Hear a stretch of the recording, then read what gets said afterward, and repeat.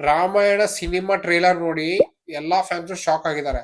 ಇವತ್ತು ರಿವ್ಯೂ ಮಾಡೋಣ ರಾಮಾಯಣದು costing, budget, ಎಷ್ಟು ಬಜೆಟ್ ಆಗಿದೆ, ಎಷ್ಟು ಬಜೆಟ್ ಇದೆ, ಎಷ್ಟು ಬಜೆಟ್ ಇಂದ ಪಾರ್ಟ್ 1 ಪಾರ್ಟ್ 2 ಎಷ್ಟು ಬಜೆಟ್ ಅಲ್ಲಿ ಇನ್ವೆಸ್ಟ್ಮೆಂಟ್ ಯಾರು ಮಾಡಿದ್ದಾರೆ ಅಂತ ನೋಡೋಣ. ರಾಮಾಯಣ ಸಿನಿಮಾ ಟ್ರೇಲರ್ ನೋಡಿ ಎಲ್ಲಾ ಫ್ಯಾನ್ಸ್ ಶಾಕ್ ಆಗಿದ್ದಾರೆ. ಅಂದ್ರೆ ಒಂದು ಕ್ವಶನ್ ಎಲ್ಲಾ ಕಡೆ ಟ್ರೆಂಡ್ ಆಗ್ತಾ ಇದೆ. ಅದು ಯಾವ್ದು ಅಂದ್ರೆ ವಾಟ್ಸ್ಆಪ್ ಕನ್ನಡದಾಗಿರುತ್ತೆ. ಎಲ್ರು ಹೇಗಿದ್ದೀರಾ, ನಾನು ನಿಮ್ಮ ಸಂಕೇತ್. ಎಷ್ಟು ಸ್ಯಾಲ್ರಿ ಎಷ್ಟು, ರಣವೀರ್ ಸ್ಯಾಲ್ರಿ ಎಷ್ಟು, ಸಾಯಿ ಪಲ್ಲವಿ ಸ್ಯಾಲ್ರಿ ಎಷ್ಟು, ಬನ್ನಿ ಇವತ್ತು ಎಲ್ಲಾ ಡಿಸ್ಕಸ್ ಮಾಡೋಣ. ಸ್ಯಾಲ್ರಿ ಎಷ್ಟಿದೆ, ಎಷ್ಟು ಬಜೆಟ್ ಇದೆ ಅಂತ ಡಿಸ್ಕಸ್ ಮಾಡೋಣ.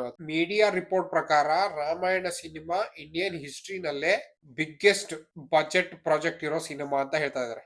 2 ಪಾರ್ಟ್ ಸೇರಿ ದೊಡ್ಡ ಇನ್ವೆಸ್ಟ್ಮೆಂಟ್ ಮಾಡಲಾಗಿದೆ ಇದರಲ್ಲಿ. ಬನ್ನಿ ಒಂದೊಂದಾಗಿ ಡಿಸ್ಕಸ್ ಮಾಡೋಣ. ರಿಪೋರ್ಟಲ್ಲಿ ಫಿಗರ್ ಅಂದಾಜು ಎಷ್ಟಪ್ಪ ಅಂದ್ರೆ, ಟೋಟಲ್ ಮೂವಿ ಬಜೆಟ್ ಬಂದ್ಬಿಟ್ಟು ಪಾರ್ಟ್ 1 ಪಾರ್ಟ್ 2 ಸೇರಿ 4,000 ಕೋಟಿ ಬಜೆಟ್ ಇನ್ವೆಸ್ಟ್ಮೆಂಟ್ ಮಾಡಿದ್ದಾರೆ ಈ ಮೂವಿಯಲ್ಲಿ. ಇದು ಇಂಡಿಯನ್ ಸಿನಿಮಾದಲ್ಲೇ ಮೋಸ್ಟ್ ಎಕ್ಸ್ಪೆನ್ಸಿವ್ ಸಿನಿಮಾ ಅಂತ ನನ್ಗನ್ಸ್ತಾ ಇದೆ. ಯಾಕಂದ್ರೆ ಬಾಹುಬಲಿನು 2,000 ಕೋಟಿ ಅಲ್ಲಿ ಬಿಲ್ಡ್ ಆಗಿತ್ತು. ಸೊ ಇದು 4,000, ಅದಕ್ಕಿಂತ 2 ಪಟ್ಟು ಹೆಚ್ಚು. ಸೊ ಎಕ್ಸ್ಪೆಕ್ಟೇಷನ್ ತುಂಬಾ ಇರುತ್ತೆ. And Hollywood level VFX, international technicians ಇದಾರೆ ಇದರಲ್ಲಿ, ಮತ್ತೆ ಐಮ್ಯಾಕ್ಸ್ ಕ್ವಾಲಿಟಿ ವಿಜುವಲ್ಸ್ ಇದೆ ಇದರಲ್ಲಿ. ಐಮ್ಯಾಕ್ಸ್ ಕ್ವಾಲಿಟಿ ಮೇಲೆ ಹೆವಿ ಇನ್ವೆಸ್ಟ್ಮೆಂಟ್ ಮಾಡಿದ್ದಾರೆ ರಾಮಾಯಣ ಮೂವಿಯಲ್ಲಿ. ಈಗ ಕಾಸ್ಟ್ ರಿಮ್ಯುನರೇಷನ್ ನೋಡೋಣ, ಅಂದ್ರೆ ಸ್ಯಾಲ್ರಿ, ಯಾರ್ಯಾರಿಗೆ ಎಷ್ಟೆಷ್ಟು ಸ್ಯಾಲ್ರಿ ಇದೆ ಅಂತ ನೋಡೋಣ. ರಣಬೀರ್ ಕಪೂರ್ ಲಾರ್ಡ್ ರಾಮನ ಪಾತ್ರದಲ್ಲಿ ಕಾಣಿಸಿಕೊಂಡಿದ್ದಾರೆ.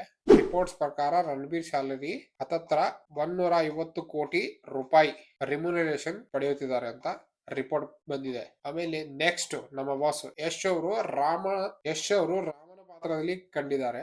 ರಿಪೋರ್ಟ್ ಪ್ರಕಾರ ಇವರ ರಿಮ್ಯುನರೇಷನ್ 100 ಕೋಟಿ ರೂಪಾಯಿ ಅಂತ ರಿಪೋರ್ಟ್ಸ್ ಹೇಳ್ತಾ ಇದೆ. ಆದ್ರೆ ಇದ್ರ ಜೊತೆಗೆ ಸ್ಯಾಲರಿ ಜೊತೆಗೆ 100 ಕೋಟಿ ಸ್ಯಾಲರಿ ಜೊತೆಗೆ ಯಶ್ ಅವರು ಪ್ರೊಡ್ಯೂಸರ್ ಆಗಿದ್ದಾರೆ. ಪ್ರೊಡ್ಯೂಸರ್ ಆಗಿದ್ದರಿಂದ ಪ್ರಾಜೆಕ್ಟ್ ನಲ್ಲಿ ಶೇರ್ ಇರುತ್ತೆ, ಅಂದ್ರೆ ಮೂವಿಯಲ್ಲಿ ಪ್ರಾಫಿಟ್ ಶೇರಿಂಗ್ ಇರುತ್ತೆ ಯಶ್ ಅವರಿಗೆ. ಇದನ್ನ ಅಫಿಷಿಯಲ್ ಆಗಿ ಮೇಕರ್ಸ್ ಏನ್ ಕನ್ಫರ್ಮ್ ಮಾಡಿಲ್ಲ ಇನ್ನು, ಆದ್ರೆ ಎಂಟರ್ಟೈನ್ಮೆಂಟ್ ರಿಪೋರ್ಟ್ ಹಿಂಗೆ ಇದೆ. ಸೊ ಆಬ್ವಿಯಸ್ಲಿ ಬಾಸ್ ಸ್ವಲ್ಪ ಬಿಗ್ ಸ್ಕೇಲ್ ಅಲ್ಲಿ, ಬಿಗ್ ಲೆವೆಲ್ ಅಲ್ಲಿ ಇರ್ತಾರೆ ಅವರು. ಸೊ ನೋಡೋಣ, ಕನ್ಫರ್ಮೇಶನ್ ಬಂದಿಲ್ಲ ಇನ್ನು. ವಿ ಹೋಪ್ ಸೊ ಬರುತ್ತೆ. ನನ್ನ ಪ್ರಕಾರ ಪ್ರಾಬಬ್ಲಿ ಇರ್ಲೇಬೇಕು ಅವರು ಕೋ ಪ್ರೊಡ್ಯೂಸರ್. Let's see. ಆಮೇಲೆ ನೆಕ್ಸ್ಟ್ ನಮ್ಮ ಫೇವ್ರೆಟ್ ಸಾಯಿ ಪಲ್ಲವಿ ಅವರು ಸೀತಾ ಪಾತ್ರದಲ್ಲಿ ಕಾಣಿಸಿಕೊಂಡಿದ್ದಾರೆ. ರಿಪೋರ್ಟ್ಸ್ ಪ್ರಕಾರ ಇವರ ಸ್ಯಾಲರಿ 12 ಕೋಟಿ ರೂಪಾಯಿ ಹೊಂದಿದ್ದಾರೆ. ಆಮೇಲೆ ಸನ್ನಿ ಡೋಲ್ ಲಾರ್ಡ್ ಹನುಮನ್ ಪಾತ್ರದಲ್ಲಿ ಕಾಣಿಸಿಕೊಂಡಿದ್ದಾರೆ. ಇವರ ಅಪ್ರಾಕ್ಸ್ ಎಸ್ಟಿಮೇಷನ್ ಸ್ಯಾಲರಿ 40 ಕ್ರೋರ್ ಸ್ಯಾಲರಿಯನ್ನು ಪಡಿತಾ ಇದ್ದಾರೆ. ಸಿನಿಮಾ ಟೆಕ್ನಿಕಲ್ ಸೈಡ್ ನೋಡಿದ್ರೆ ಬ್ಯಾಕ್ ಗ್ರೌಂಡ್ ಸ್ಕೋರ್ಗೆ ಹನ್ಸ್ ಜಮೀರ್, ಸಾಂಗ್ ಗೆ AR ರೆಹಮಾನ್ ಅವರು ಕೆಲಸ ಮಾಡ್ತಿದ್ದಾರೆ. ಇದರಿಂದ ಮ್ಯೂಸಿಕ್ ಮೇಲೆ ಎಕ್ಸ್ಪೆಕ್ಟೇಷನ್ ತುಂಬಾ ಹೈ ಆಗಿರುತ್ತೆ. ಯಾಕಂದ್ರೆ AR ರೆಹಮಾನ್, ಹನ್ಸ್ ಜಮೀರ್ ಪರ್ಫಾರ್ಮೆನ್ಸ್ ಎಲ್ಲ, ಅವ್ರ ಔಟ್ಪುಟ್ ಸಕಲಾಗಿ ಬರುತ್ತೆ. ಸೊ ಕಾದು ನೋಡ್ಬೇಕಾಗಿದೆ. ಟ್ರೇಲರ್ ಅಲ್ಲಿ ನೋಡ್ತಾ ಇದೀವಿ ವಿಜುವಲ್ಸ್, VFX, ನಮ್ಮ Yash boss Ravana look and Ranveer look ಬಗ್ಗೆ ತುಂಬಾನೇ ಚರ್ಚೆ ಇದೆ. ಕೆಲವರು ಇದಕ್ಕೆ ಹಾಲಿವುಡ್ ಫೀಲ್ ಬರ್ತಾ ಇದೆ, ಹಾಲಿವುಡ್ ತರ ಬರ್ತಾ ಇದೆ ಮೂವಿ ಅಂತ ಕೆಲವರು ರಿವ್ಯೂ ಅಲ್ಲಿ ತಿಳಿಸ್ತಾ ಇದ್ದಾರೆ.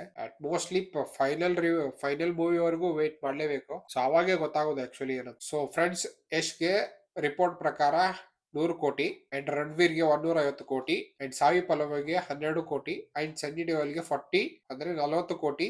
ಸಿನಿಮಾದ ಟೋಟಲ್ ಬಜೆಟ್ ಬಂದ್ಬಿಟ್ಟು 4,000 ಕೋಟಿ ಅಂತ ಹೇಳಲಾಗಿದೆ. ಅಫಿಷಿಯಲ್ ಫಿಗರ್ಸ್ ರಿಲೀಸ್ ಆದ್ಮೇಲೆ ಸ್ವಲ್ಪ ವೇರಿಯೇಷನ್ ಆಗ್ಬಹುದು ಆ ಕಡೆ ಈ ಕಡೆ. ಸೊ ಅಪ್ರಾಕ್ಸ್ 4,000 ಅಂತ ರಿಪೋರ್ಟ್ ಹೇಳಿದೆ ಆಲ್ರೆಡಿ ಈಗ. So we hope so. ನಿಮಗೆ ಟ್ರೇಲರ್ ಹೆಂಗ್ ಅನಿಸ್ತು? ಯಶ್ ರಾವಣ ಲುಕ್ ಇಷ್ಟ ಆಯ್ತಾ ಅಥವಾ ರಣವೀರ್ ಲುಕ್ ಇಷ್ಟ ಆಯ್ತಾ? ಕಮೆಂಟ್ ಅಲ್ಲಿ ನಿಮ್ಮ ಒಪಿನಿಯನ್ ಹೇಳಿ. ಇಷ್ಟ ಆದ್ರೆ ಲೈಕ್ ಮಾಡಿ, ಶೇರ್ ಮಾಡಿ, ಈ ಚಾನಲ್ಗೆ ಸಬ್ಸ್ಕ್ರೈಬ್ ಮಾಡ್ಕೊಳ್ಳಿ.